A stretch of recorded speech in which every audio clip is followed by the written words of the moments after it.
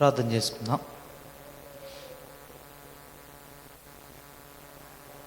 ప్రేమ కలిగిన పరలోకమందున మా తండ్రి, పరిశుద్ధమైన మా దేవ, మీ యొక్క ఘనమైన శ్రేష్టమైన నామమును బట్టి వందనాలు. దినమంతట్లో మీరు చూపిన కృపకే వందనాలు. ఆయా బాధ్యతల్లో నీ ప్రజలకు మీరు ఇచ్చిన సహాయాన్ని బట్టి వందనాలు.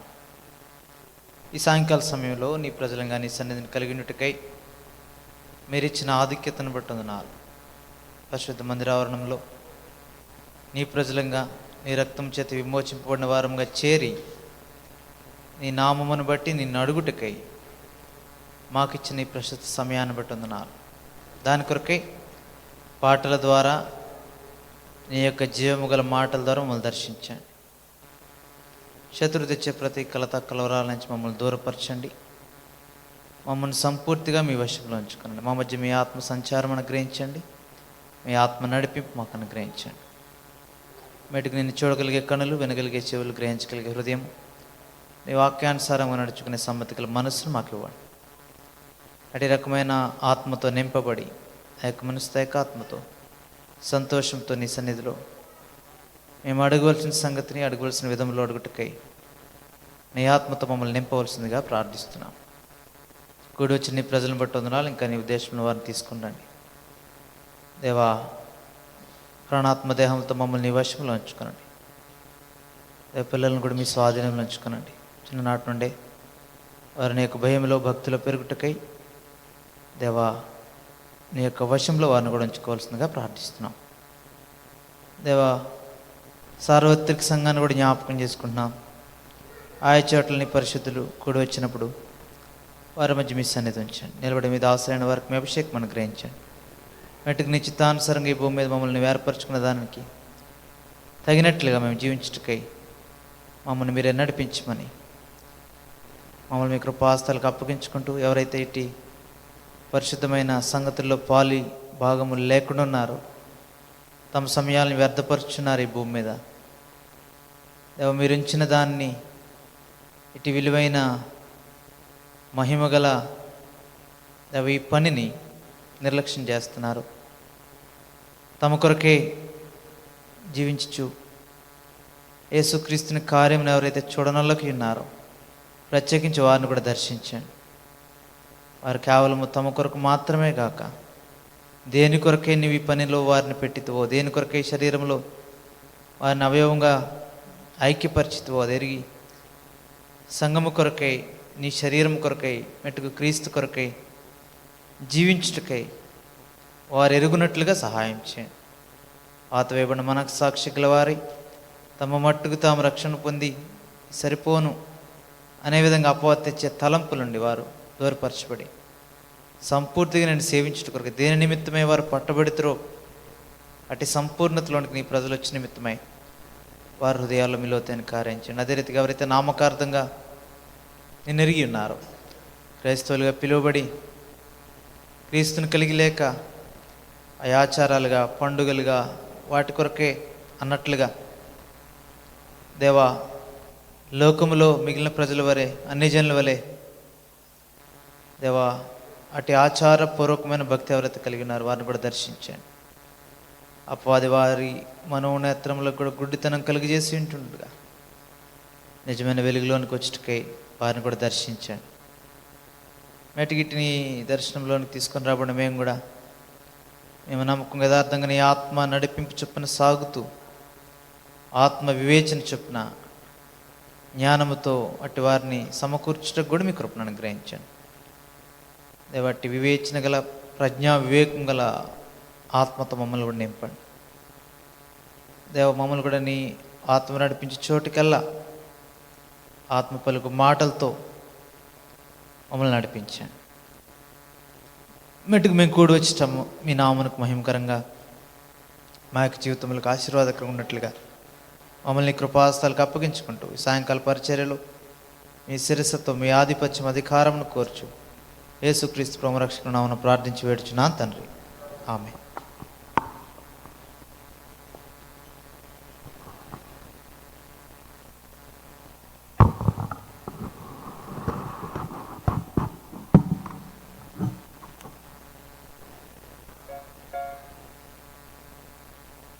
664 పాట పాడదాం. పాట సంఖ్య 664, పాత పాటలు 649. 649 జయము పొందుమని యేసు చెప్పాను. జయము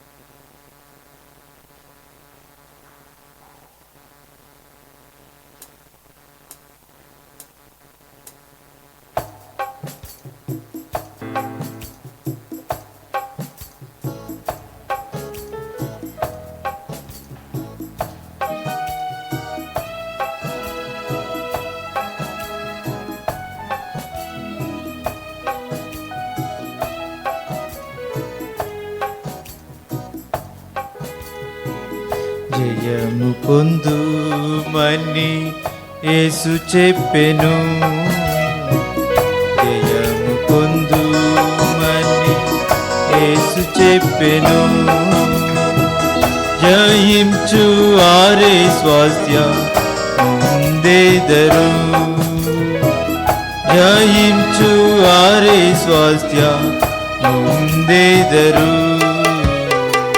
జయము పొందుమని యేసు చెప్పెను, జయము పొందుమని యేసు చెప్పెను. జయవంతులే దైవ పరదైసులోనున్న, జయవంతులే దైవ పరదైసులోనున్న. జీవవృక్ష ఫలమును భుజింతురు, జీవవృక్ష ఫలమును భుజింతురు. రెండవ మరణమును దాటెదరు, రెండవ మరణమును దాటెదరు. జయము పొందుమని యేసు చెప్పెను, జయము పొందుమని యేసు చెప్పెను. మరుగైన మన్నానిచ్చి మరి తెల్ల రాతినిచ్చు, మరుగైన మన్నానిచ్చి మరి తెల్ల రాతినిచ్చు. ఆ రాతి మీద క్రొత్త పేరుండును, ఆ రాతి మీద క్రొత్త పేరుండును. ఎరిగెదరు దాని పొందువారలే, ఎరిగెదరు దాని పొందువారలే. జయము పొందుమని యేసు చెప్పెను, జయము పొందుమని యేసు చెప్పెను. ఎవరు అంతము వరకు స్థిరముగా నిలచేదారు, ఎవరు అంతము వరకు స్థిరముగా నిలచేదారు. ఏలెదరు జనులను అధికారులై, ఏలెదరు జనులను అధికారులై. ఇనుపదండముతో పరిపాలించేదరు, ఇనుపదండముతో పరిపాలించేదరు. జయము పొందుమని యేసు చెప్పెను, జయము పొందుమని యేసు చెప్పెను. ధవళ వస్త్రములను ధరింపజేయు వారికి, ధవళ వస్త్రములను జీవ గ్రంథము నా పేరు తుడువబడదు, జీవ గ్రంథము నా పేరు తుడువబడదు. దేవదూతలాయే దూట ఘనత కలుగును, దేవదూతలాయే దూట ఘనత కలుగును. జయ యేసు చెప్పెను, జయము పొందుమని యేసు చెప్పెను. ఆలయ స్తంభముగా వారిని దేవుడు, ఆలయ స్తంభముగా వారిని దేవుడు నిలిపి స్థిరపరచి దీవించును, నిలిపి స్థిరపరచి దీవించును. నూతన యెరూషలేమని రాయువారిపై, నూతన యెరూషలేమని రాయువారిపై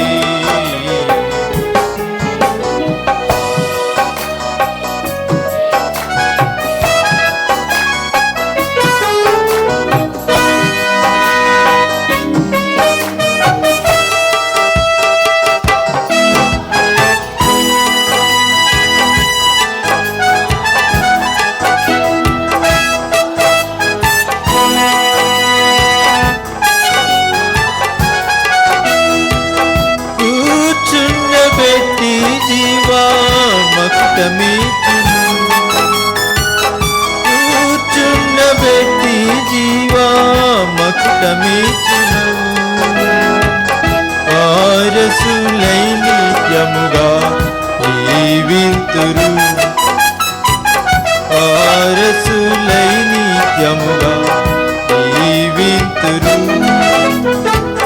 జయము పొందుమని యేసు చెప్పెను, జయము పొందుమని యేసు చెప్పెను. జయించు వారే స్వాస్థ్య పొందేదరు, జయించు వారే స్వాస్థ్య పొందేదరు. జయము పొందుమని యేసు చెప్పెను, జయము పొందుమని యేసు చెప్పెను.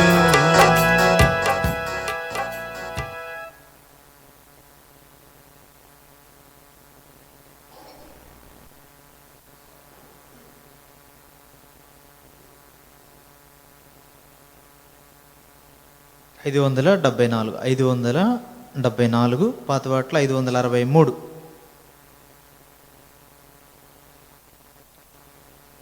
574 563.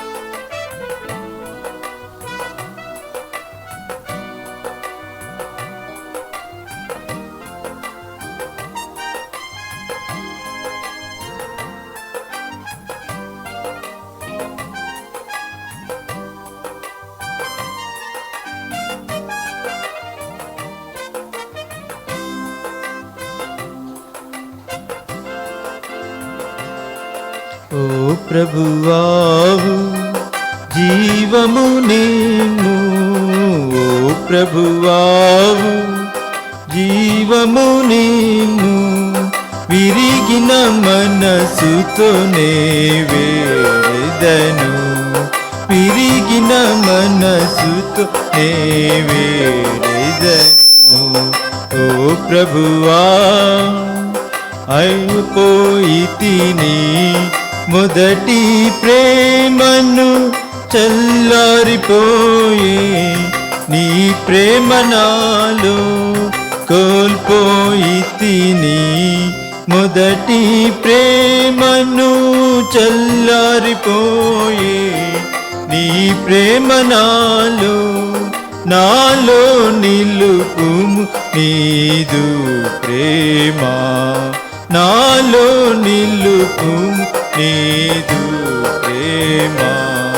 ఓ ప్రభువావు జీవము నీవు, ఓ ప్రభువావు జీవము నీవు, విరిగిన మనసు నే వేడెదను విరిగిన మనసుతో నే వేడెదను ఓ ప్రభువా పడిన సాక్ష్యము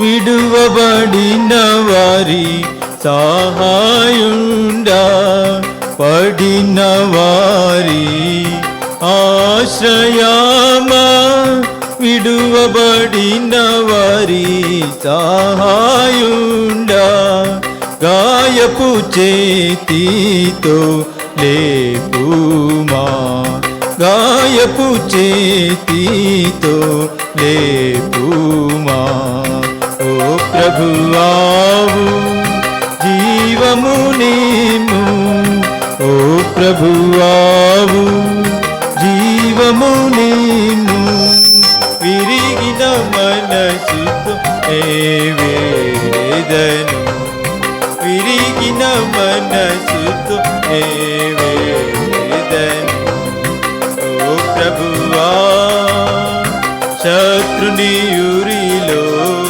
చిక్కియున్నాను నాదు బంధకమును తెంపుము నీవు శత్రుని ఊరిలో చిక్కియున్నాను నాదు బంధకమును తెంపుము నీవు ఆనందము నిమ్ము మరలా నాకు ఆనందము నిమ్ము మరలా నాకు ఓ ప్రభువావు జీవము నీవు ఓ ప్రభువావు విరిగిన మనసు నే వేడెదను విరిగిన మనసు నే వేడెదను ఓ ప్రభువా దోషిని నేను నీకు సకులకు అడుగుచుంటిని మన్ననమేము దోషిని నేను నీకు సకులకు అడుగుచుంటిని మన్ననమేము కడుగుము నీదు రాయితములోనా కడుగుము నీదు రాయితములోనా ఓ ప్రభువావు జీవము నీవు ఓ ప్రభువావు జీవము నీవు విరిగిన మనసు నే వేడెదను విరిగిన మనసు నే వేడెదను ఓ ప్రభువా ఐక్యతాయే నాయభిలాష నాదు చేదును తొలగించుము ఐక్యతాయే నాయభిలాష నాదు చేదును తొలగించుము శత్రుని శక్తిని ఓడించుము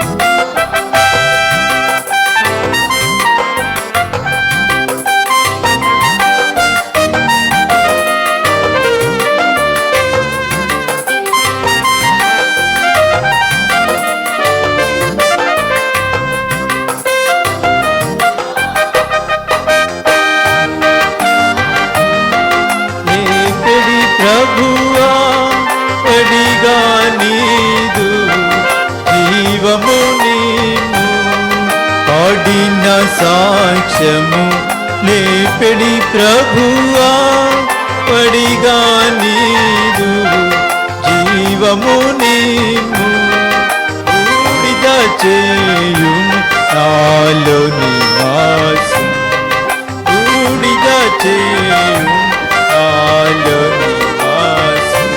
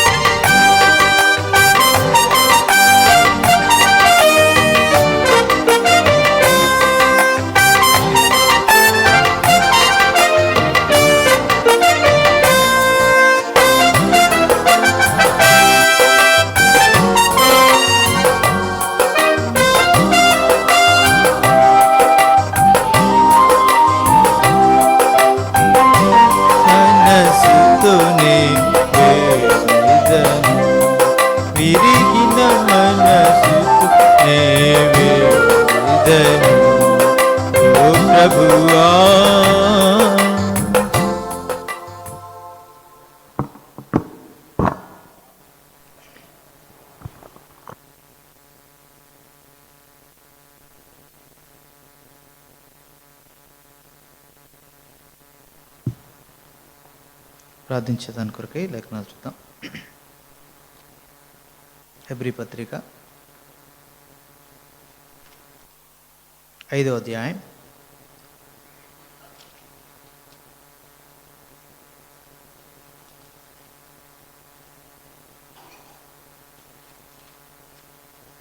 5వ అధ్యాయం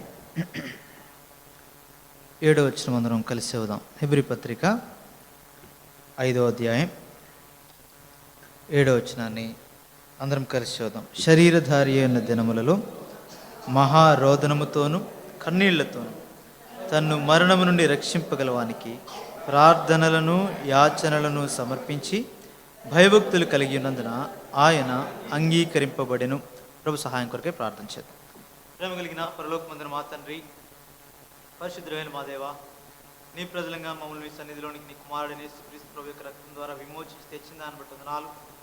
నీ సంఘంలో ఐక్యపరిచి నీ పేరును బట్టి, నీ నామమును బట్టి, నీ నడుగుటికై మీరు ఇచ్చిన ఆధిక్యత గల ప్రజలలో మమ్మల్ని ఉంచి దేవా నీ సన్నిధిలో మమ్మల్ని సమకూర్చినందుకు వందనాలు. మెట్టుకు మేము ప్రార్థించబోచుంటుండగా సమాజం ఏం అడగవలనో మమ్మల్ని మొదట మీరు సిద్ధపరచండి. నీ ఆత్మ ద్వారా, నీ వాక్యం ద్వారా దేవా నీ వాక్య ప్రకారంగా నీ చిత్తానుసారంగా నీ నడుగుటికై మమ్మల్ని పురుకొల్పండి. ఆ రీతిగా అడుగుటి ద్వారా మాకు అవసరమైన సంగతులు మేము పొందుటికై కూడా మీ కృపను అనుగ్రహించండి.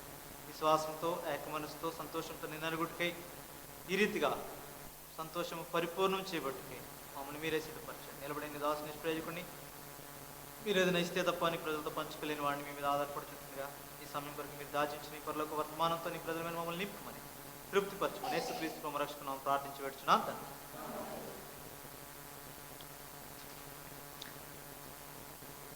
ఇక్కడ ఒక మాట చూస్తే ప్రభువైన యేసుక్రీస్తును గురించి శరీరధారి అయిన దినములలో ఆయన ప్రార్థన చేశాడు.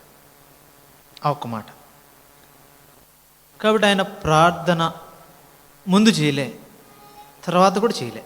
అంటే నిజమే, ఇప్పుడు ఆయన ప్రభువైన యేసుక్రీస్తు ఎక్కడ ఉన్నాడు? మహిమపరచబడి తండ్రి యొద్ద ఉన్నాడు. ఆయన ఏం చేస్తున్నాడంటే విజ్ఞాపన చేస్తున్నాడు. కానీ ప్రార్థన వేరే, ఆ విజ్ఞాపన వేరే. అక్కడ మన పక్షాన ఉన్నాడు అంతే. ఆయన ఒక ఉత్తరవాది అంటాడు కదా యోహాను. చూడండి యోహాన్ ఏమంటాడు మొదటి పత్రికలోన 2వ అధ్యాయంలో అనుకుంటా. యోహాన్ రాసిన మొదటి పత్రిక 2వ అధ్యాయం మొదటి నుంచి చూడండి. యోహాన్ రాసిన మొదటి పత్రిక 2వ అధ్యాయం మొదటి వచనం. నా చిన్నపిల్లలారా, మీరు పాపము చేయకుండుటకై ఈ సంగతులను మీకు వ్రాయిచున్నాను. ఎవడైనను పాపం చేసిన యెడల నీతిమంతుడైన యేసుక్రీస్తును ఉత్తరవాది తండ్రి యొద్ద మనకున్నాడు. ఆయనే మన పాపములకు శాంతికరమై ఉన్నాడు. మన పాపములకు మాత్రమే కాదు, సర్వలోకమునకు శాంతికరమై ఉన్నాడు.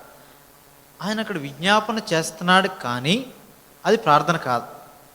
గమనించాలి, అది ప్రార్థన కాదు. అది మనం ఎరుగుదాం, దాని గురించి ఇంకా మనం ధ్యానం అవసరం లేదు. పరలోకంలో ప్రభు చేసేది ప్రార్థన కాదు, అది విజ్ఞాపన అంతే. మన పక్షమున, ఎవరి పక్షమున? ఎవరైతే నా చిన్నపిల్లలారా అంటున్నాడు కదా, ఎవరైతే ఆయన పిల్లలో, ఎవరైతే అంగీకరించారో, ఎవరైతే సంఘంలో చేర్చబడ్డారో వారు పాపము చేయకుండుటికే రాస్తున్నాడు. కానీ ఏమంటున్నాడు? ఒకవేళ పాపం చేస్తే తండ్రి యొద్ద యేసుక్రీస్తునే ఉత్తరవాదం అనుకున్నాడు. అటువంటి భావనతో ఎవడైతే పాత నిబంధనలు అందుకే అంటాడు, ఎవడు తెలియకయే పొరపాటున పాపం చేస్తే, పొరపాటున ఎవడన్నా హత్య చేస్తే ఆశ్రయపురాలు ఉన్నాయి. అలాంటిది ఇది. కావాలని చేసిన వాడికి, బుద్ధిపూర్వకంగా పాపంలో పడిన వాడికి ఒకసారి పరలోక సంబంధమైన రుచి వచ్చి బుద్ధిపూర్వకంగా పాపం చేసిన వాడికి ఇంకా పరిహారం ఏమి లేదు. అయితే అందుకే ఇక్కడ స్పష్టంగా చెప్తున్నాడు, నా చిన్నపిల్లలారా, మొదట ఏమన్నాడు?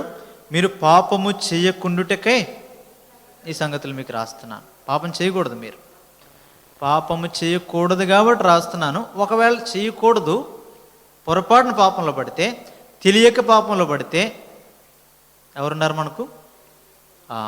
తండ్రి యొద్ద ఉన్నాడు, యేసుక్రీస్తునే ఉత్తరవాది. సరే, ఇప్పుడు దాని కొరకు కాదు, హెబ్రీ పత్రికలో అది చెప్పట్లేదు. ఆయన శరీరధారి అయ్యున్న దినములలో ఆయన చేసిన ప్రార్థన అప్పుడే చేశాడు. ముందు ఎలాగో అవసరం లేదు ప్రార్థన. తండ్రితో ఉన్నప్పుడు ఆయనకు ప్రార్థన అవసరం లే. తర్వాత మన కొరకే ఉన్నాడు కానీ అవసరంలే. ఇప్పుడు అవసరం, ఎప్పుడు? శరీరధారి అయి ఉన్న దినముల్లో. అది మనకు చాలా ప్రాముఖ్యం. అంటే ఎందుకనుకంటే మనం ప్రత్యక్ష గుడారాన్ని ధ్యానిస్తున్నాం కాబట్టి, ఇంకా ముందుకెళ్ళలేదనుకోండి, దాన్ని బైబిల్ స్టడీలో చూస్తున్నాం. ఆవరణం ఉంది, పరిశుద్ధ స్థలం ఉంది, అతి పరిశుద్ధ స్థలం ఉంది. సరే, ఆ అతి పరిశుద్ధ స్థలము మనం ఇంకా దానిలో ప్రవేశించలేదు. అది మనకు తెలుసు, ఎరుగుదాం. అది ప్రకటన 21, 22. ఇంకా మనం దానిలో ప్రవేశించలేదు. ఎప్పుడు ప్రవేశిస్తామంటే చూచాం, అది సంపూర్తి చేయబడిన తర్వాత పని.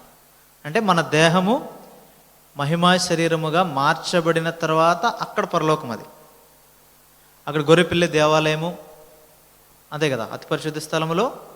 ఆయనే దేవాలయం, ఆయనే వెలుగు, ఆయన కరుణాపీఠం, దాని మీద ఆశీనుడై ఉంటాడు. మనసు లోపల వాక్యం ఆయనే, ప్రభువే మొత్తం. దానికి మానవ సంబంధమైన వెలుగు కానీ మానవ సంబంధమైన జీవం కానీ దానిలో ఉండదు. దేవుడైన ప్రభువే ప్రకాశిస్తాడు అక్కడ. వేరొకటి ఎవరు ఉండేదానికి అవకాశం లేదు. సరే, ఇప్పుడు దాని కొరకే మనం నిరీక్షించున్నాం. దాని కొరకే ప్రభువైన యేసుక్రీస్తు అనే శరీరము కలువరి శిలువలో అప్పగించబడుట ద్వారా ఆ దేవాలయపు తెర నడుమికి చెరిగింది, ప్రవేశం ఇచ్చింది, కానీ మనం ఇంకా దానిలో ప్రవేశించలేదు. అది మనం ఎరగాలి. అయితే అక్కడికి ఏమి వెళ్తాయి? మన ఆరాధన అక్కడికి వెళ్తుంది, మన ప్రార్థన అక్కడికి వెళ్తుంది, మన జీవం అక్కడే ఉంది. మీ జీవం క్రీస్తుతో కూడా దేవుని యందు ఉంది. అన్ని జీవం అక్కడే ఉంది, కానీ ప్రాణం ఎక్కడుంది? భూమి మీదే ఉంది. శరీరం ఎక్కడుంది? భూమి మీదే ఉంది. కాబట్టి శరీరధారి అయిన దినాల్లో ఆయన ఏం చేశాడు? మనం అదే చేయాలి. ఆయన ఏం చేశాడు? ప్రార్థించాడు. మనకు కూడా అందుకే ప్రార్థన అవసరం. దానికి సాదృశ్యంగా పరిశుద్ధ స్థలం అనేది భూమి మీద ఉన్న సంఘం. అతి పరిశుద్ధ స్థలము 21, 22 ప్రకటన గ్రంథం. అదే పరిశుద్ధ స్థలంకి వచ్చేసరికి భూమి మీదే, అది పరలోకంలో కాదు. అలాగని లోకానికి సంబంధం కాదు. లోకమంతటి మీదకి వచ్చే సూర్యుడు లోపలికి రాడు. ఎక్కడికి? పరిశుద్ధ స్థలం లోపలికి. ఆ వెలుగు కాదు, ఆవరణంలో ఉంటుంది ఆ వెలుగు. ఆవరణంలో వెలుగు ఉంటుంది, కానీ సూర్యుని వెలుగు, సూర్యకాంతి. పరిశుద్ధ స్థలంలో సూర్యకాంతికి అవకాశం లేదు. అక్కడ ఏ కాంతి? దీపకాంతి అంటాడు. ప్రకటన 22 ఏమంటాడు? దీపకాంతి. ఆ దీప వృక్షం అంటే అది వెలుగివ్వాలి అక్కడ. అతి పరిశుద్ధ స్థలంలో దీపకాంతి లేదు, సూర్యకాంతి లేదు. అదే కదా ప్రకటన 22లో చెప్తాడు. ప్రకటన గ్రంథం 22వ అధ్యాయం. పరిశుద్ధాత్ముడు అక్కడ స్పష్టంగా మాట్లాడతాడు. 5వ వచనం, ప్రకటన గ్రంథం 22:5. రాత్రికి ఎన్నడూ ఉండదు, దీపకాంతి అయినను సూర్యకాంతి అయినను వారికి. సూర్యకాంతి ఆవరణంలో అవసరం, దీపకాంతి పరిశుద్ధ స్థలంలో అవసరం. కానీ అతి పరిశుద్ధ స్థలంలో ఇవి రెండు అవసరంలే. అక్కడ ఎవరు? దీపము. చదవండి. దేవుడైన ప్రభువే వారి మీద ప్రకాశించును. అక్కడ ఆయనే. తర్వాత 23వ వచనం, 21వ అధ్యాయం, 21 ప్రకటన 21, 23. ఆ పట్టణంలో ప్రకాశించుటకై సూర్యుడైనను చంద్రుడైనను దానికి అక్కర్లేదు, దేవుని మహిమే దానిలో ప్రకాశించున్నది, గొర్రె పిల్లయే దానికి. కాబట్టి ఆ రాజ్యంలో ఇంకా ప్రార్థన అవసరంలే. అక్కడికి వెళ్ళి ప్రార్థన చేయాల్సిన అవసరం లేదు. ఇంకా ప్రార్థన ఎక్కడ? పరిశుద్ధ స్థలంలోనే. ఆ ధూప వేదిక ప్రార్థనకి సాదృశ్యం. మనకు తెలుసు కదా. ఆ పరిశుద్ధ స్థలంలో ఏమేమి ఉన్నాయి? దీపవృక్షం ఉంది, సన్నిధి రొట్టెల బల్ల ఉంది, తెరకు ముందు ధూపవేదిక, బంగారు ధూపవేదిక. నిరంతరము, నిత్యము అక్కడ ప్రార్థన. ఆ ప్రార్థన పరిశుద్ధ స్థలం, పరలోకానికి వెళ్తుంది. ప్రకటన 5లో చెప్తాడు కదా, ఆ ప్రార్థనలు, ఆ పాత్రలు పరిశుద్ధుల యొక్క వాటిని గురించి మాట్లాడతారు. అక్కడ ధూపాన్ని గురించి మాట్లాడతారు. మెటుకు భూమి మీద మనం చేయాలి, అది అందులో సందేహం ఏం లేదు. పరిశుద్ధ స్థలం అనేది భూమి మీద ఉన్న సంఘం, అది మనం ఎరగాలి. అందుకే ప్రభువైన యేసుక్రీస్తు వెలిగిచ్చాడు, నిజమే. అయితే ఇప్పుడు ప్రకాశించిన వెలుగు లోకంలో ప్రభు కాదు. ఎవరు ప్రకాశించాలా? దీపవృక్షం, సంఘం, ప్రభు కాదు. ప్రభువే వారిలో నుండి ప్రకాశించాలి. అది దీపవృక్షానికి సాదృశ్యం. అందుకే దీపవృక్షము అది మందసములో ఉన్న వెలుగు వంటి వెలుగు కాదు. అక్కడ అది ఒత్తి సరి చేసుకోవాలా, దానిలో ఒలివ నూనె పోయాలా, దంచబడేదంతా పొయ్యిపడాలా, సరి చేస్తూ ఉండాలా. అది మానవ సంబంధమైన శక్తితో లేదంటే తైలముతో వెలిగించబడుతుంది. కానీ అది ఉన్న స్థానము పరిశుద్ధ స్థలం. అంటే అంటే శరీరం, అదే అంటాడు 12వ అధ్యాయం రోమపత్రికలు ఏమంటాడు, ఏ సేవ మీకు యుక్తమైందంటాడు, మీ శరీరములను ఆ సజీవ యాగంగా ఆయనకు సమర్పించుకోండి. మానవ సంబంధం అంటే అర్థం ఏంటి? శరీరానుసారమైంది కాదు, భౌతికమైన మన శక్తి దానికి అవసరం. అందుకొరకే చాలా జాగ్రత్తగా ఉండాలి ఈ సంగతిలో. మన ఆలోచన కాదు, మన క్రమం కాదు. ప్రభువు మనల్ని కోరినప్పుడు ఆ పని చేయటకు మన ఇష్టత, మన విధేయత చాలా అవసరం. మన శక్తితోనే దాన్ని చేయాలి.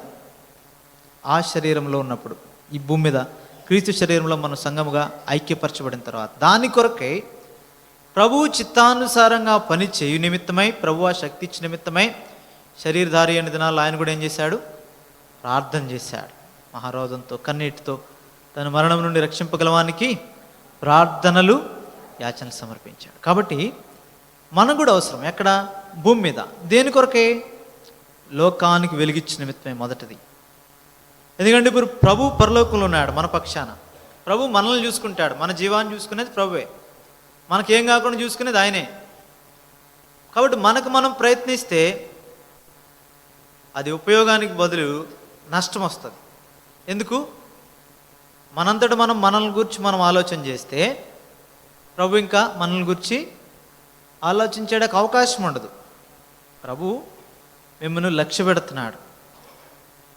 మీ చింత యావత్తు ఆయన మీద ఏంటి? ప్రభు మిమ్మల్ని లక్ష్య పెడుతున్నాడు, ఆయన మిమ్మల్ని గురించి ఆలోచన చేస్తున్నాడని మనకు జ్ఞాపకం చేయబడుతుంది. కాబట్టి ఆయన మనల్ని గురించి చూస్తున్నప్పుడు మన సంగతులు మనం ఆలోచన చేయకూడదు. ఇప్పుడు మనం ఎవరి సంగతులు ఆలోచన చేయాలా? దేని కొరకే ప్రభు మనల్ని ఆయన శరీరం పెట్టాడు, దానిలో మనల్ని ఉంచాడు. ప్రభు అదే చేశాడు. ప్రభు ఆయన దేవుని కుమారుడై ఉండి ఆయన కూడా పరిశుద్ధ స్థలం అనగా ఈ భూమి మీద ఆయన జీవించినప్పుడు, మరొక మాటలో శరీరధారి అయి ఉన్న దినాల్లో ఆయనకు కూడా ప్రార్థన. అందుకే శిష్యుల్ని ఏర్పరచుకున్నప్పుడు రాత్రి అంతా ప్రార్థన చేశాడు. ఈ సంగతులు మనకు తెలుసు, భూమి మీదనే.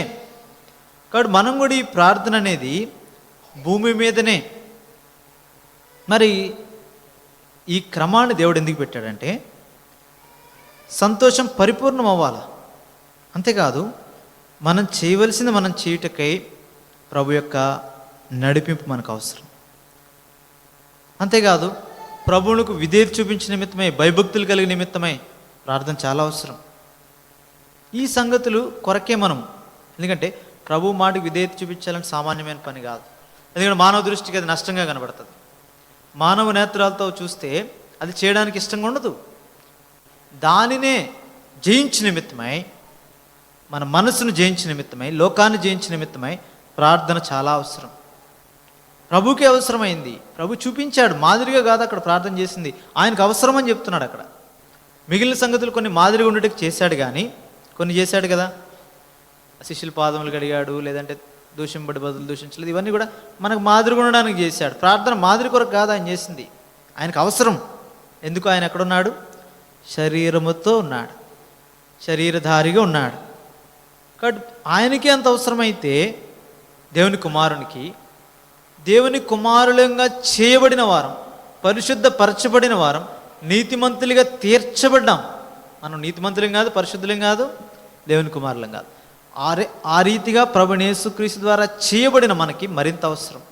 అది మనం గమనించాలి. ప్రార్థించడానికి వచ్చినప్పుడు అట్టి మనస్సుతో ప్రభుని ప్రార్థించాలి. కాబట్టి పరిశుద్ధ స్థలంలో వెలిగివ్వాలి. ముందు మన ప్రార్థన దేని కొరకు? పరిశుద్ధ స్థలంలో వెలిగివ్వాలి. అంటే సంఘం ప్రకాశించాలి. తనంతట తాను ప్రకాశించలేదు. పరమగీతంలో అనేకసార్లు దాన్ని ధ్యానిస్తున్నాం కదా. కాబట్టి సంధ్యారాగం చూపట్టుచు చంద్రబింబమంతా అందము గలదై సూర్యుని వంటి స్వచ్ఛత కళలను స్వచ్ఛత ఉండాలి. వ్యూహిత సైన్య సమ భీకర రూపిణియగు ఏమి అవు. సంఘాన్ని గురించి సొలొమోను చెప్పాడు అది. అందుకే చంద్రుని అంత అందం అంటే ప్రభు ద్వారా, అనగా సూర్యుని ద్వారా వెలుగు తీసుకొని లోకానికి చూపించాలా. చంద్రుడు స్వయంగా ప్రకాశించలేడు, సంఘం కూడా స్వయంగా ప్రకాశించలేదు, దీపవృక్షం కూడా స్వయంగా ప్రకాశించలేదు. ప్రభు ద్వారా ఆ వెలుగును పొందితేనే లోకానికి ఇవ్వగలం. కాబట్టి పొందు నిమిత్తం ప్రార్థించాలి. ఇప్పుడు మనం ప్రభుత్వం మన యాక్సెస్ ఉంటే, అనగా ఆయనతో సంబంధం ఉండి, ఆయన మన మీద పాత నిబంధనలో ఆయన సన్నిధి కాంతి అంటాడు, ఆయన ముఖ కాంతి మన మీద, ఇక్కడ కూడా అదే అంటాడు. ప్రతిదినము ఆయన దాసులు ఆయన ముఖ దర్శనము చేసుకుంటారు. ప్రకటన గ్రంథం 22వ అధ్యాయంలో అనుకుంటా ఆ మాట కూడా ఉంచబడుతుంది. ఎందు నిమిత్తం? మనం వెలిగించబడితే అప్పుడు లోకాన్ని ఏం చేయగలం? మనల్ని చూస్తే వారు వెలిగించబడతారు. ఇప్పుడు వరకు అట్లా కాదు కదా. ప్రభు వచ్చినప్పుడు ఆయన ఏమన్నాడు? నన్ను చూస్తే బూదిగంత నివాసులారు నా వైపు చూచి రక్షణ పొందండి. ఆయన వచ్చాడు. శిలువపై ప్రభువుని చూడండి, నన్ను చూడండి, నన్ను విశ్వాసం ఉంచండి. ఇప్పుడు నేను అనేది ఏమైందంటే సంఘానికి ఇచ్చాడు. ఇప్పుడు సంఘమును చూచి లోకం మారాల, సంఘములో క్రీస్తు కనబడాల. ఇప్పుడు ఇంకా కిందకి ఇంకా నేరుగా లోపలికి వెళ్తే సంఘములో ఉన్న నిన్ను నన్ను చూచి ప్రభువుని చూడగలగాలి. అట్టి రీతి అయిన ప్రభువును మనం లోకానికి చూపించే దాని కొరకే మనం సిద్ధపరచు. అట్లా కనబడులాగా మన జీవితాల్లో ప్రార్థన అవసరం. ఆయన జీవితంలోనే అవసరమైంది. ఎందుకంటే ప్రతిదీ సమయాలు ఆయన స్వాధీనంలో లేదు. ఆయన బలి ఎట్లా అర్పించాలో, ఎట్లా అంగీకరించబడాలో ఆయన చేతిలోని పని కాదు. అది ప్రభువైన యేసుక్రీస్తు ప్రాణం పెట్టడానికి అధికారం ఉంది, తిరిగి తీసుకోవడానికి అధికారం ఉంది, కానీ బలి అంగీకరించబడే అధికారం ఆయనకి లేదు. ఎందుకంటే ఆయన లోబడి వచ్చాడు, ధర్మశాస్త్రానికి లోబడి వచ్చాడు ఆయన కూడా. కాబట్టి పాలువాడయ్యాడు దానిలో. ఆయన కూడా రక్తమాంసముల కిందకి రావాల్సి వచ్చింది. అందుకొరకే ఆయన వాటి మీద అధికారం తీసుకోలేదు. అందుకొరకే వాటిని నెరవేర్చు నిమిత్తమై శక్తి కొరకే ఆయన మహారోదన, కన్నీళ్ళు, ప్రార్థన దేని కొరకంటే ఆ బలి అంగీకరించబడాలి. వాటి ద్వారా భయభక్తులు నేర్చుకున్నాడు. కాబట్టి ఆయన ఏం చేయబడ్డాడు? అంగీకరించబడ్డాడు. కాబట్టి నీవు నేను కూడా ఒక దినాన ఈ శరీరముతో దేవుడు మనకిచ్చిన జీవితం జీవించి ప్రభు ఎదుటికి వెళ్తాం. ప్రభు ఎదుట నిలబడతామా? క్రీస్తు న్యాయపీఠం ఎదుట 2 కొరింథీ 5:10 ప్రకారం ప్రతి వాని క్రియలు చొప్పున మంచివైనా చెడ్డవైనా సరే దేహంతో తను జరిగించిన ప్రతిదానికి దాని ఫలం పొందేదాని కొరకే, బహుమానం కానీ శిక్ష కానీ ఏదైనా పొందేదాని కొరకే క్రీస్తు న్యాయపీఠం ఎదుట మనందరం ఒక దినాన్ని ప్రత్యక్షం కావాల్సిందే. దాని కొరకు ముందు జాగ్రత్త చెప్తున్నాడు. అందుకే మనకి ప్రభువు దేవుడు యజమానుడైన ఆయన ప్రార్థించాడు. మరి ఆయన శరీరంలో నీవు నేను కూడా దేవుని చిత్తం కొరకే మనం ప్రభువును లోకానికి చూపించిన నిమిత్తమై. అది దీప వృక్షానికి లేదంటే దీప స్తంభానికి సాదృశ్యం. 2 సన్నిధి రొట్టెల వల్ల ప్రభు వల్లే విరుగగొట్టబడాల. ఆయన శరీరానికి సాదృశ్యం. అది ప్రభు వల్లే కేవలము వెలిగిచ్చేదంటే ఎట్లా? మనకు మనం జీవించి ప్రభు ద్వారా వెలుగు తీసుకుని వెలిగివ్వడం అంటే అది సంపూర్తి చేయబడిన కార్యం కాదు, సంపూర్ణమైనది కాదు. దాంతోపాటు ఏముండాలా? ఆయన శరీరం మనకందరూ ఎరుగుదాం కదా. ఆయన శరీరం విషయమే కృతజ్ఞత చెల్లించాడు, తర్వాత దాన్ని విరిచి పంచాడు. అది మనకు అవసరం.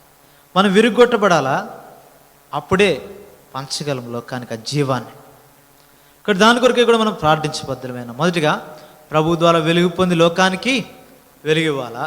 మనం విరుగొట్టబడ్డ ద్వారా మన శరీరము అనేకులకు ఆ జీవాన్ని ఇవ్వాలి. అంటే విరుగొట్టుకోవడం అంటే శరీరాన్ని విభజించుకోమని కాదు, దాని అర్థం మనం ఎరుగుదాం. కాబట్టి లోపలి సంగతులు బయటికి కనబడే వాటిని కాదు, లోపల మన ఆశలు, మన ఇచ్చలు, మన సొంత ఇష్టాన్ని విరగొట్టుకోవాలి. అప్పుడే ప్రభు కొరకే దేవుడు ఉద్దేశించిన లోకంలోని ప్రజలకు ఉపయోగపడే వారంగా, ఆ జీవాన్ని ఇచ్చే వారంగా, పంచేవారంగా ఉంటా. అది సన్నిధి రొట్టెల బలి చెప్పేది. సరే, ఈ రెండింటినీ చేయి నిమిత్తమై మొదట ధూపవేదిక ఉంచబడింది అక్కడ తెరకి యువతల. కాబట్టి ఆ ధూపవేదిక మీద ఎల్లప్పుడూ ప్రభుని ప్రార్థించే ఆధిక్యత.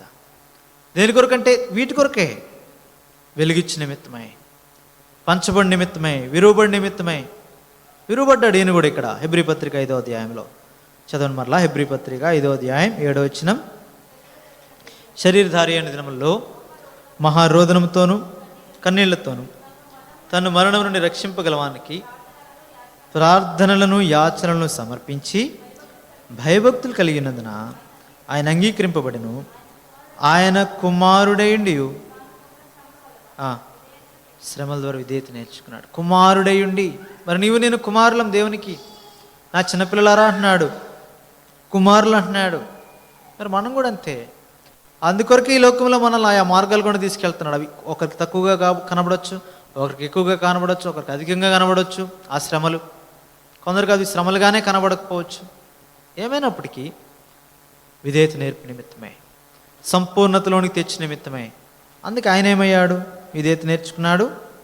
9వ వచనం, సంపూర్ణ సిద్ధి పొందాడు. ఆయన విధేయత ద్వారా, శ్రమల ద్వారా, మొదట ప్రార్థన, శరీరధార 8 దినాల్లో, 2 భయభక్తులు, 3 శ్రమలు, 4 విధేయత. వీటి ద్వారా ఆయన సంపూర్ణత పొందాడు కాబట్టి, చదవండి, ప్రధాన యాజకుడని దేవుని చేత పిలువబడి ఇప్పుడు తనకు విధేయులైనందు వారందరికీ నిత్యరక్షణ కారకుడయ్యాడు. ఇది క్రమం. శరీరధారి అయిన ప్రభు శరీరంతో మనకి చూపించే క్రమం ఇది. ఆ నిత్య రక్షణకు నిన్ను నన్ను కారకుడిగా పెడుతున్నాడు ఇప్పుడు. అంటే నీ ద్వారా నా ద్వారా రక్షణ రాదు, కానీ ఆయన శరీరంతో ఏ పని ఉందో చేశాడు, ఆ పనిలో నిన్ను నన్ను పెట్టాడు. మన కొరకు ఉద్దేశించబడిన వారి రక్షణకు కారణంగా మనలో పెడతాడు. ఎందుకు? మన ద్వారా వారు క్రీస్తులోనికి వచ్చిన నిమిత్తమై, క్రీస్తులోనికి ఎప్పుడైతే మనం వారిని నడిపించగోరినప్పుడు మనము ప్రభు వలె ప్రార్థించాలి. మొదటిది, ప్రభా ఎవరి కొరకై, దేని కొరకై, అదే కదా అక్కడ ఆయన చేశాడు. ఎప్పుడు అర్పించాలి బలి, ఎట్లా బలిగా అర్పించబడాలా, ఏ సమయానికి, ఎవరి కొరకై, వాటి కొరకై ఈ యొక్క కన్నీటితో ప్రార్థన. అంతేగాని శరీరం నుండి ఆ నొప్పి బాధ సహించడానికి కాదు, లేదంటే వేరే వేరే సంగతుల కొరకు కాదు. ఆయన ఇష్టపూర్వకంగా అర్పించుకుంటున్నాడు. అయితే ఆయన చేసేది దేవుని చిత్తం, తండ్రి చిత్తాన్ని నెరవేర్చిన నిమిత్తమై, దాని కొరకే శరీరంతో ఉన్నాడు కాబట్టి భయభక్తులు కలిగి ఉన్నాడు. ఆయనకు కూడా దేవుని కుమారుడయండి. శరీరంతో ఉన్నాడు కాబట్టి శ్రమలు గుండా వెళ్ళాడు. శరీరంతో ఉన్నాడు కాబట్టి విధేయత నేర్చుకున్నాడు. నీకు నాకు అవసరం, ఎందుకంటే శరీరంతో ఉన్న వాడికి ఇవి ఉండవని అర్థం. అందుకే ఆయన రోమా 8 అంటాడు పాప శరీరాకారం. ఎందుకంటే దానికి ఏముండదు, విధేయత ఉండదు. శ్రమలు వస్తే బెదిరించడమే తప్ప లోబడడం తెలీదు ఈ శరీరానికి. అంతేకాదు భయభక్తులు అనేవి శరీరానికి ఉండవు. ఇవన్నీ నేర్పించే నిమిత్తమై ఆయన శరీరానికి ప్రార్థనలు గుండా వెళ్ళాడు, యాచనలు సమర్పించాడు. అప్పుడు ఆయన భయభక్తులు నేర్చుకున్నాడు, శ్రమల ద్వారా విధేయత నేర్చుకున్నాడు, సంపూర్ణతలోనికి వచ్చాడు. ఈ మాదిరి నీకు నాకు చూపించిన నిమిత్తమే ఇప్పుడు ఒక దిన నీవు నన్ను సంపూర్ణంగా ప్రభుత్వం ఉండాలి. సంపూర్ణత లేకపోతే ప్రభు ఎదుకు వెళ్ళలేం. మరి సంఘములో అట్టి సంపూర్ణతలో మనం పాలిభాగస్తులుగా ఉండాలంటే ఇవన్నీ మనకు అవసరం. వీటిలో ప్రాముఖ్యమైనది మొదటిది, ప్రార్థన ద్వారా ప్రభుని అడగాలి. ప్రభు నీ చిత్తం ఏమైంది మా పక్షంగా, అనుదినం అడగాల్సిందే. అది సారిసారికి మనం తెలుసుకోవాల్సిందే. ఎందుకంటే మొదటి నుంచి దేవుడిచ్చిన క్రమం అదే. ఆదామవులతో ఏం చెప్పాడు, నువ్వు ఆ మంచి చెడులు తెలివినిచ్చే వృక్ష ఫలాన్ని తినకూడదన్నాడు. ఒక ఆజ్ఞ ఇచ్చాడు, వెళ్ళాడు. అంటే తినకూడని సంగతి ఒకటి చెప్పాడు, చెయ్యకూడని పని. దినదినము చెప్పడమే. అయినా అనుదినం వస్తాడు, మాట్లాడతాడు, మళ్ళీ దాన్ని ఏం చేయాలో చెప్తాడు, మళ్ళీ వెళ్తాడు. అనుదినం ఆయన దగ్గర నుంచి అడిగి తీసుకోవాల్సిందే, ఏది చేయాలో ఏది చేయకూడదు. అందుకే ఎఫ్ఎస్సి పత్రికలు అనుకుంటా అంటాడు కదా, ఏవి రమ్యమైనవో, ఏవి, ఏ పత్రిక అది, కొలస్సీ ఎఫ్ఎస్సి,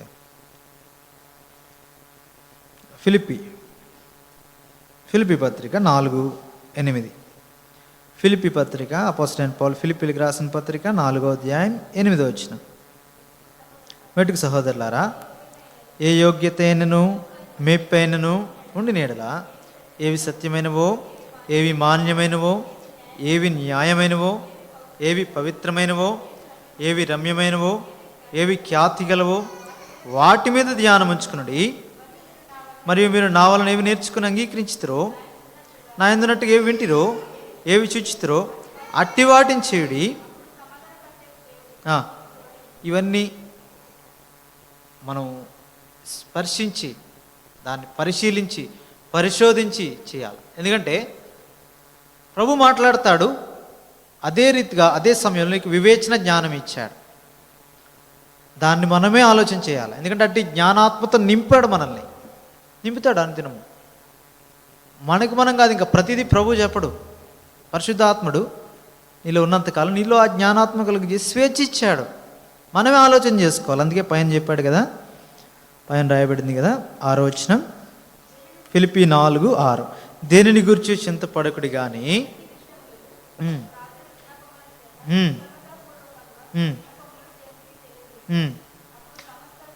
అప్పుడు సమస్త జ్ఞానమునకు మించిన దేవుని సమాధానము యేసుక్రీస్తు వలన మీ హృదయములకును ఇది చాలా ప్రాముఖ్యం మనకి. ఏమి చేసినా హృదయము తలంపులు కావల్లో ఉంచబడాలి. ఎందుకంటే పాపం చేసినా, మేలు చేసినా, ఏం కీడు చేసినా, ఏం చేసినా సరే హృదయమును బట్టి, దాని ఆలోచనలు బట్టి మనం చేస్తాం. శరీరానికి హృదయం ఆలోచన ఇవ్వంది ఏం చేయం, తలంపు ఇవ్వందే మనం ఏం చేయం, తల నుంచి తప్ప. అందునిమిత్తమే మన తలంపులు, ఇక్కడ ఏమంటాడు ఇంకా, మీ హృదయములు అవి కావలిలోంచి పడితే అప్పుడు దేవుని సమాధానం మన మీద ఉంటుంది. ప్రతిదానికి అదే అవసరం. అందుకే అది చెప్తున్నాడు, అట్టి రీతి గుండు నిమిత్తమై మీరు ప్రార్థనలు విజ్ఞాపనల చేత కృతజ్ఞతాపూర్వక మీ విన్నపములు దేవునికి తెలియజేయండి. అంతేకాదు, ఇప్పుడు ప్రార్థన చేసిన తర్వాత దేవుని సమాధానం మనకు కలుగుతుంది. మనం ఎరగగలుగుతాం, స్పర్శించగలుగుతాం. స్పర్శించగలిగిన తర్వాత చెప్తున్నాడు, ఏమైనా మెప్పేదని ఉంటే, ఏ యోగ్యతని ఉంటే అప్పుడు ఆలోచన చేయాలి. ఏది మాన్యమో, ఏది రమ్యమో, ఏది ఖ్యాతి గలదో, అక్కడ ఉన్నాయి కదా సంగతులు. అట్టి వాటి మీద మనం ధ్యానం ఉంచుకోవాలి. పౌలు అలా చేశాడు. నా వల్ల ఏది విన్నారో నాలో ఏది చూసారో అట్టి వాటిని చేయండి అంటున్నాడు. అందుకే కాబట్టి మనం కూడా అది నేర్చుకోవాలి. కాబట్టి ఆత్మ సంబంధమైన క్రీస్తు శరీరంలో, పరిశుద్ధ స్థలంలో, సంఘములో ఐక్యపరచబడి నీవు నేను కూడా దేని నిమిత్తమై మనం పట్టుబడ్డామో దాని కొరకై, దాన్ని పట్టుకుని నిమిత్తమై, అట్టి రీతిగా వెలుగు నిమిత్తమై, అట్టి రీతిగా వెలిగించు నిమిత్తమై, జీవించు ప్రాణి కాదు, ఇప్పుడు జీవింపచేయు ఆత్మ. 15వ అధ్యాయం 1 కొరింథీ పత్రికలు చెప్పబడింది కదా. మొదటి ఆదామైతే జీవించు ప్రాణి ఆయన, ఈయనైతే కడపటి ఆదామైతే జీవింపచేయు ఆత్మ. మరి నీ ద్వారా నా ద్వారా జీవం రావాలి లోకంలోనికి. నిజమైన వెలుగుండినది లోకంలో ప్రతి మనిషిని వెలిగించే జీవం అని చెప్పాడు. కానీ ఆ జీవం స్థానంలో నిన్ను నన్ను పెట్టాడు, సంఘాన్ని పెట్టాడు.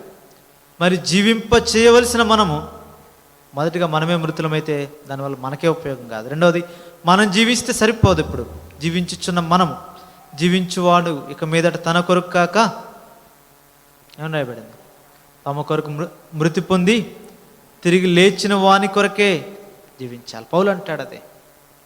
కాబట్టి ఇవన్నీ మనము ఎరుగుదుము. అయితే అనుభవపూర్వకంగా అనేక పర్యాయాలు దాన్ని చేయలేని వారంగా ఉంటాం. ఈ వాక్యాలను మనకు తెలుసు, కానీ వాక్యంలో జీవించుట అనేక పర్యాయములు చేతకాని వారంగా ఉంటాం. అందుకొరకే ఆ రీతిగా వాక్యానుసారంగా, లేదంటే క్రీస్తు వలె అంటే వాక్యానుసారంగా జీవించు నిమిత్తమై అట్టి మనస్సు అనగా అట్టి ప్రాణము, అట్టి ఆత్మ, అట్టి శరీరం 3 కూడా ప్రభు కొరకే, ప్రభు చిత్తానుసారంగా ప్రభు కొరకే అర్పించబడి నిమిత్తమై మనం కూడా ప్రార్థన చేయాలి. మన ఇష్టం కాదు, మన క్రమం కాదు, మన ఆవేశం కాదు, మన ఉద్రేకం కాదు. ప్రభు ఎక్కడ పెట్టాడు, దేని నిమిత్తం మనల్ని ఏర్పరచుకున్నాడు, ఏ రీతిగా చేయమంటున్నాడు, నిరంతరం అడగవలసిన సంగతే అది. ప్రభు మన మధ్యన్నాడు. మనం ఆ కుమారుని నామాన్ని బట్టి, యేసు క్రీస్తు నామం బట్టి, ఆ పరిశుద్ధ ఆత్మని ద్వారా, ఆయన ఆత్మ ద్వారానే ప్రేరేపించబడి, అందుకే ఆయన రోమా 8లో అంటాడు, ఉచ్చరింప సఖ్యము కానీ ములుగులతో ఆయనే. ఎందుకంటే మనం అడిగితే ఏం అడుగుతాం ఆయనకి తెలుసు. మనం అడిగితే ఏం అడుగుతాం, ప్రభు నేను బాగుండాలా, లేదంటే తల్లిదండ్రులు బాగుండాలి, లేదంటే పిల్లలకి పెళ్ళిళ్ళు అవ్వాలి, లేదంటే మంచి ఉద్యోగాలు రావాలి నాకు, లేదంటే ఇట్లా, లేదంటే ప్రభు కొరకు గొప్ప సేవ చేయాలా, ప్రభు సంఘంలో గొప్పగా వాడబడాలా, మన ఇష్టాన్ని బట్టి అడుగుతాం. అందుకే ఆయన ఏమంటాడు 8వ అధ్యాయం 26వ వచనం, దాన్నే బలహీనత అంటాడు ఆయన. అటువలే ఆత్మయు, బలహీనత అంటే మనం మాట్లాడలేని స్థితి కాదు, లేదంటే శారీరకంగా బలహీనత కాదు. దేవుడు బలమైనది అడగం. బలహీనం అంటే ఏంటి, ఇప్పుడు ఒక గొప్ప రాజు దగ్గరికి, ఒక గొప్ప వ్యక్తి దగ్గరికి వెళ్ళి సామాన్యమైన ఒక 10 పైసలు అడిగి, లేదంటే చిన్న చిన్నవి అడిగితే దాన్నే బలహీనత అంటాడు ఇక్కడ. రాజులకు రాజు, ప్రభు నిత్యత్వం ఇచ్చే ప్రభువైన యేసుక్రీస్తు ద్వారా తండ్రిని అడిగే మనము ఏం అడగాల, చిన్న చిన్నవి అడుగుతున్నాం. క్షయమైపోయే భూమి మీద ఉండి, లేదంటే మనమే అంతలో కనబడి అంతలో మాయమైపోయి ఆవిరి వంటి వారం, ఇటువంటి ఆవిరి కోసం అవసరమైన సంగతులను అడుగుతాం. అందుకొరకు అది బలహీనత అంటారు. అటువలే ఆత్మయు మన బలహీనతను చూచి సహాయం చేసినాడు. మనకు తెలియదు, కానీ ఉచ్చరింప శక్యము కాని మూలికలతో వీళ్ళు చాలా జాగ్రత్తగా ఉండాలి. ఉచ్చరింపు శక్యం కానీ మూలిగులు అంటే అవి భాషలతో మాట్లాడడం కాదు. ఎందుకంటే ఈ మధ్య అలాంటి దుర్బోధ కూడా మన మధ్యకు వచ్చింది. అంటే ఈ దర్శనంలో కూడా కొంతమంది మాట్లాడుతున్నారు అట్లా. ఉచ్చరింపు శక్యం కాని మూలిగులు మాటలంటే ఏంటి, అర్థం ఏంటి చెప్పండి? ఉచ్చరింపు శక్యంగా అంటే పలకలేని అని. పలకలేని ఎట్లా పలుకుతాడు మానవుడు? పలకలేడు. అవి భాషల గురించి మాట్లాడితే పౌలు నేరుగా మాట్లాడతాడు. అదేమి కాదు ఇక్కడ. అంటే దానికి దీనికి సంబంధం లేదు, అవి వేరు. కొరింథీ పత్రికలో వాటి గురించి వివరంగా చెప్పాడు. అయితే దాన్ని తెచ్చి ఇక్కడ వాడుతున్నారు, అది కాదు. ఉచ్చరింపు శక్యం కాలంటే నీ మనసులో భారం ప్రభవిస్తాడు, అది నోటితో నువ్వు పలకలేవు. మనం పలకాలనుకున్నప్పుడేమో శరీరాన్ని బట్టి, అంటే శరీరానికి అవసరమైన సంగతులను పలుకుతున్నాం. కంటికి కనబడే పరిచర్య కొరకే కావచ్చు, ప్రభు మహిమ కొరకే కావచ్చు, కంటికి కనబడే దాని కొరకు కాదు.